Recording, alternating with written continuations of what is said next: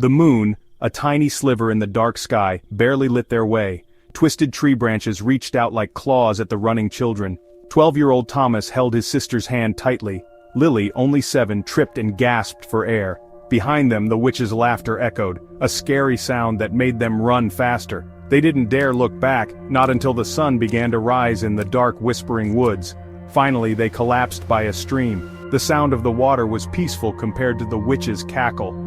Thomas looked at Lily, his young face full of worry. Her bright eyes were now empty, showing the horrible things they had seen. The witch had taken something from them, something they could never get back. Days turned into weeks. They hid in a farmer's barn eating stolen apples and milk. Thomas tried to make Lily smile, but she stayed quiet. Her playful talking was gone. Now she was silent. He often saw her staring, a scary look in her eyes. The sweet, innocent Lily was gone, replaced by something strange and unsettling. One night Thomas found her whispering to her doll, a ripped doll missing an eye. "She'll pay!" Lily hissed, her voice quiet but full of anger. "She'll pay for what she did!" Thomas shivered. He wanted his sister back, but he was afraid the Lily he knew was gone forever. Thomas missed home, even though it wasn't perfect. He convinced Lily to go back, talking about their father's hugs. He didn't mention their stepmother, a woman who was mean even though she looked nice. He knew going back was a bad idea, but he wanted a normal life, a life before the witch, before the bad dreams. The path to their house was overgrown. The windows, usually warm and bright, were dark. As they got closer, the front door creaked open. Their father stood there, his face showing worry and relief. He hugged them tightly. my children," he cried. Their stepmother, though, pretended to be sad. "Oh, my dears," she said, faking concern, "where have you been? We were so worried."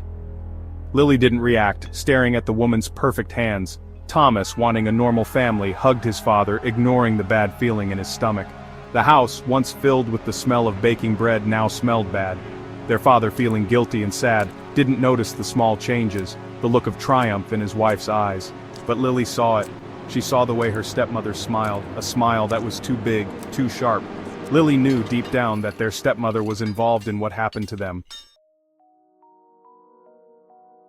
Days became a painful routine. Their father, full of guilt, gave them lots of attention, not seeing the danger in their house. The stepmother, hiding her true self, continued to pretend.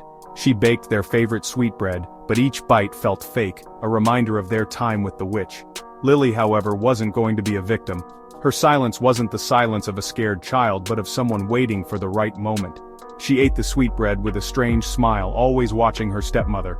At night, while everyone slept, Lily would crumble the bread, whispering to it like it was a friend, her plans getting darker each day. One night, as the smell of fresh sweetbread filled the house, Lily made her move. She watched, a small smile on her face, as her stepmother ate the bread, not knowing the danger. The whispers, once only heard by Lily, got louder, filling the room. The stepmother coughed, her hand going to her throat. Her eyes widened in fear as she struggled to breathe, her face turning green. She choked and gasped, looking at Lily, who watched without any emotion. The sweetbread, poisoned with something from the whispering woods, had done its job.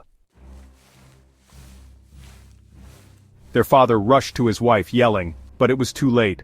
The stepmother was dead, her eyes staring at the ceiling, her hand still holding a piece of the poisoned sweetbread. The whispers got even louder, like a song of revenge. Thomas, feeling both scared and strangely relieved, watched his sister's plan work. The innocent child he knew was gone, replaced by something much darker. He realized with growing fear that the whispers weren't just in his head, they were real, and they were coming from Lily. Lily, finished with her plan, turned to her father. Her eyes, once full of innocence, now burned with a strange light. She didn't say anything, but her silence said everything. Her father, his face showing sadness and understanding, finally saw what his daughter had become. The whispers, now wanting another victim, surrounded him. The house was very quiet after that, the only sound the creaking floor.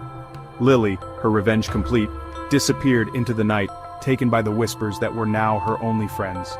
She left behind broken promises and lost innocence, a scary reminder that even the kindest hearts can become evil. Thomas was alone, haunted by the memory of his family and his sister's change. He was free from the witch, free from his stepmother, but at what cost? He wandered the whispering woods, the whispers always there, a scary reminder of what he had lost. He looked for Lily, hoping to find a piece of his sweet sister inside the vengeful person she had become. But he knew, deep down, that some changes can't be undone. The witch was gone, but the evil she started lived on, a scary reminder of the power of fear, betrayal, and revenge.